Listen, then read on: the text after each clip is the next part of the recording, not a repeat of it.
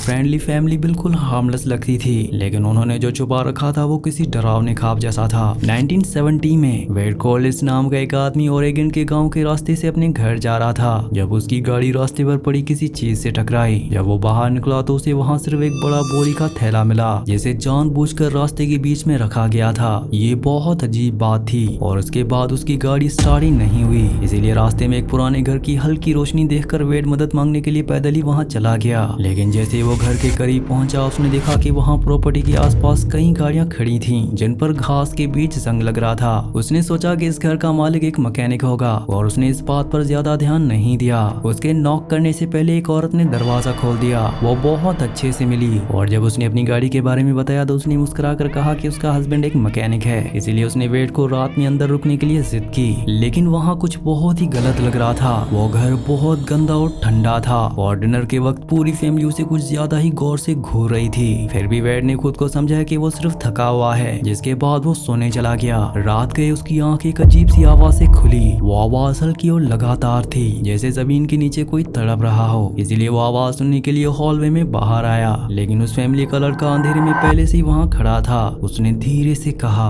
हमें वो मेहमान पसंद नहीं जो अपना कमरा छोड़ते हैं, और उसने वेड को वापस सोने के लिए कहा। अब वेड सच में डर चुका था। फिर भी जैसे ही घर में शांति हुई, वो चुपके से आवाज की तरफ नीचे गया। वो आवाज उसे हॉल के आखिर में एक भारी दरवाजे तक ले गई। उसने दरवाजा खोला और लाइट जलाने के लिए हाथ आगे किया। जैसे ही उसे समझ आया कि वो क्या देख रहा है, उसने उन लोगों की आवाज अपने पीछे सुनी। पूरी फैमिली हॉलवे में खड़ी उसे घूर रही थी। फिर फादर ने मुस्कुराकर कहा, अब तुम्हें समझ आया कि कोई यहाँ से वापस क्यों नहीं जाता।